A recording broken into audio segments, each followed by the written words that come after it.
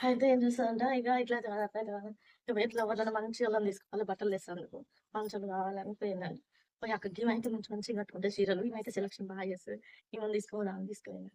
తీసుకుపోతే ఆమె ఏం చేసిందంట, మంచి మంచి ఏది చూస్తలేదంట. మంచి బాగాలేని ఈళ్ళు నాకంటే మంచిగుంటరా? బాగాలేని మంచలేనివి చూడాలని మంచలేని చీరలు పట్టిందంట. ఇందాక ఎనకటి మోడల్ పట్టినావు, ఇవి పట్టినావు వద్దక్క ఇవనంటే, ఇవే బాగుంటాయిరా ఎనకటివే ముద్దుగుంటాయి ఇప్పుడు పిల్లలకి. తీసుకుంటే బాగుందని రేట్ చేసి తీసుకుందంట ఓ 10,000 చీర. తీసుకుంటే ఏంది ఆమెను తీసుకోపోకుండా ఇంటికొచ్చినాక పిల్ల నచ్చలేదంట. పిల్ల నచ్చక "ఏంది మమ్మీ ఇట్లాంటివి తెచ్చినావు? ఈ చీర నాకొద్దంటే" వద్దన్నది.